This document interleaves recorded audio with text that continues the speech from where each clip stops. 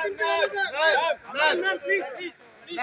राहुल गांधी ने कहा है कि उच्च जाति के लोग 10% सेना में अपना दबदबा बना कर रखे हुए हैं। उच्च जाति को भैया चेहरा ही नहीं दिखेगा, नीचे कर लो, इसको भी नीचे कर लो थोड़ा भैया, चेहरा ही नहीं दिखेगा तो क्या फायदा। राहुल गांधी का ये बयान उच्च जाति को लेकर उनका दबदबा है सेना। नहीं फिर भी नीचे एक क्वेश्चन कीजिए। देखिए, यही पार्टियां जो कि वर्षों से जात पात की राजनीति करते हैं, आज सेना को भी इस दलदल में घसीट रहे। बहुत ही शर्म की बात है।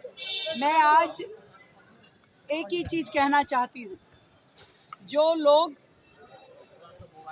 देश की बुराई विदेशों में जाकर के कर सकते हैं, जो लोग सेना के ऊपर प्रश्न चिन्ह लगा सकते हैं, जो लोग देश की सुरक्षा से कॉम्प्रोमाइज कर सकते हैं और हमारे देश की बातें बाहर जाके लीक कर सकते हैं, जो लोग श्री राम के अस्तित्व पे प्रश्न पूछते हैं, राम सेतु कहते हैं था ही नहीं, जो लोग देश के सर्वोच्च पद पे बैठे हुए व्यक्तियों के बारे में अपशब्द कह सकते हैं, जो माँ बहनों को गाली दे सकते हैं, जो देश की जनता की गाढ़ी खून पसीने की कमाई खा सकते हैं, उनके लिए मैं इतना कहना चाहती हूँ कि उनको तालाब भर पानी की जरूरत नहीं है, चुल्लू भर ही काफी।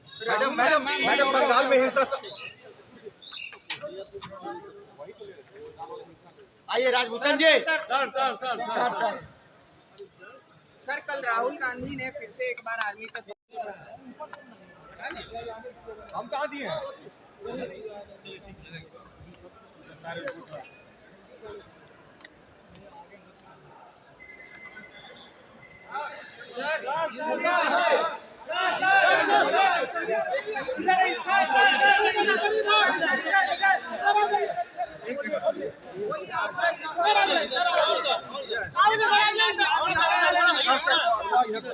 राहुल कह रहे हैं कि वो हमारे आदर्श हो सकते हैं, हमारे कर्मदाता नहीं है। वो बिल्कुल कोई किसी का कर्मदाता नहीं होता। इधर आइए थोड़ा सा। और सर इधर आइए।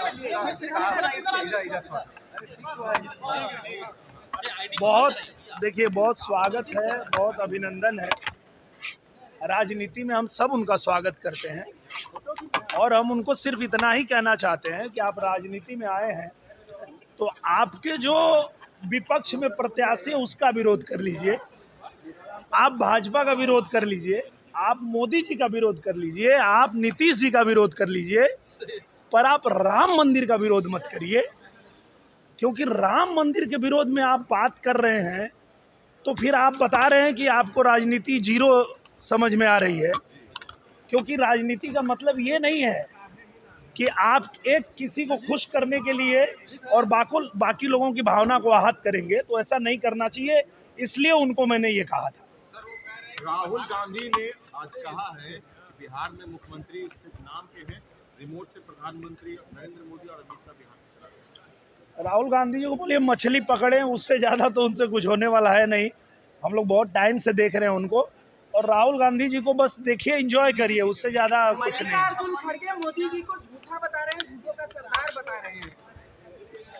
ये लोग के पास कुछ बचा नहीं है और इनको जब चुनाव आता है तो इसी तरह की ये लोग बात करते हैं। लेकिन आपने भी देखा है, हमने भी देखा है किस तरह से जो हमारा बिहार है वो बदला है एनडीए सरकार में। इसके पहले भी हम आते थे, इसी एयरपोर्ट पे आते थे, पहले क्या दशा थी, और एनडीए सरकार आने के बाद हमारा बिहार किस तरह विकास कर रहा है, कितना चमक रहा है, ये किसी से छुपा नहीं है, ये बिहार से भी छुपा नहीं है। और बिहार की जनता भी जानती है कि हमें एनडीए सरकार में ही तरक्की होने वाली है। फिर से यहाँ जंगल राज नहीं होने देगी, ये बिहार की जनता है, सब कुछ समझती है। बहुत धन्यवाद। वही है ना, मैं वही उन्होंने कहा कि आज भी मुझे मारने की कोशिश की गई। मैं वही कह रहा हूँ कि जब ये लोग सत्ता में नहीं है तो जब ये धमकी दे सकते हैं, एक सांसद को धमकी दे सकते हैं, हिंदुओं के राम मंदिर का विरोध कर सकते हैं, तो ये सत्ता में आ जाएंगे तो क्या करेंगे? ये अगर सत्ता में आ गए तो ये तो कह ही रहे हैं कि भैया हम राम मंदिर की जगह कॉलेज बना देंगे।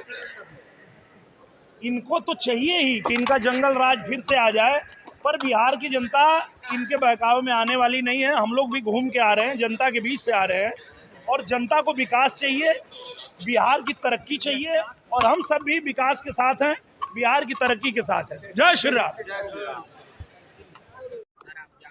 आज मैं पटना में नितिन नवीन की सभा से, उनके रोड शो से लौट रहा हूँ। यशस्वी प्रधानमंत्री के नेतृत्व में देश जिस प्रकार से प्रगति कर रहा है, यशस्वी मुख्यमंत्री नीतीश कुमार जी ने भी एनडीए के नेतृत्व में बिहार को एक नई दिशा दी है।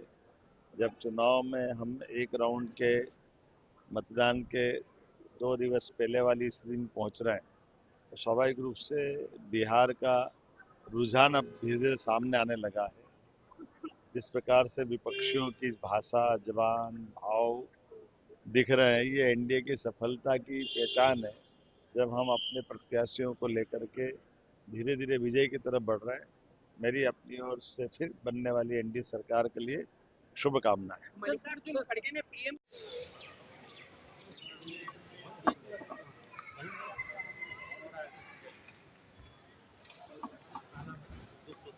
सर, लालू प्रसाद यादव जो है वो लगातार प्रचार कर रहे हैं, कल दानापुर से लालू यादव के समर्थन में प्रचार करने के लिए, जबकि वो बीमारी की वजह से जेल पर अभी तक महागठबंधन के पोस्टर में लालू जी का फोटो नहीं था। अब लालू जी स्वयं निकल पड़े हैं। इससे पता चलता है गठबंधन के बुरे हालात हैं और बिहार में एनडीए के पक्ष में लहर चल रही है। भारी बहुमत के साथ एनडीए की सरकार बन रही है। लालू यादव जी प्रचार कर रहे हैं, Ritlal Yadav most wanted criminal जो है उनके लिए पेरोल पे छुपे हुए हैं और अपराधी के लिए प्रचार कर रहे हैं। देखिए, ऐसा है कि लालू जी का अपना शुरू से इतिहास रहा है और वो खुद भी सजा याफ्ता रहे हैं, इसलिए उनका अपना वही स्वभाव है। सर एक सवाल और है। तेजस्वी प्रसाद यादव, तेज प्रताप यादव दोनों लोग एक साथ मैदान में हैं, एक दूसरे के विरोध में। क्या बिहार को ये संभालने की बात कर रहे हैं? जो एक परिवार नहीं संभाल सकते हैं, वो बिहार को संभालने के बारे में सोच भी नहीं सकते। और जिस तरह से आपसी विवाद, बिखराव है, वो समाज को लेकर नहीं चल सकते। और यही हाल महागठबंधन में भी हुआ, परिवार में भी और पार्टी में भी। महागठबंधन में भी आपने देखा कि जिस तरह से सीट शेयरिंग में, उम्मीदवार के घोषणा में, तो जिस तरह का ये माहौल रहा उनका, तो ये स्पष्ट रूप से बताता है कि ये कभी भी इकट्ठा होकर के आगे नहीं बढ़ सकते हैं। और इसीलिए बिहार की मतदाता सब कुछ देख रही है और बिहार की मतदाता ने मन बना लिया है कि फिर से 2/3 बहुमत से एनडीए की सरकार बनने जा रही है। प्रताप यादव लगातार बीजेपी के खिलाफ बोलने से बचते नजर आ रहे हैं, क्या उनका संपर्क एनडीए से चल रहा है क्या? ऐसा कुछ भी नहीं है। तेज प्रताप यादव जी से हम लोग का कोई न संपर्क है, न कोई बातचीत है। ये उनका अपना व्यक्तिगत एजेंडा हो सकता है, हम लोग को कोई मतलब नहीं। गरीबों को नहीं जाने देना है, अगर जाने की बात करें, जिस पर इलेक्शन कमीशन ने नोटिस दिया। अब उनका उस समय जो बोल रहे थे, है क्या कि वीडियो क्लिप में कितना सा वीडियो चलता है, इसको भी ये देखने का विषय है। इसीलिए उस पर जो है अभी तब तक कुछ नहीं कहा जा सकता है, जबकि ओरिजिनलिटी उसमें क्या है, इसको देखना पड़ता है।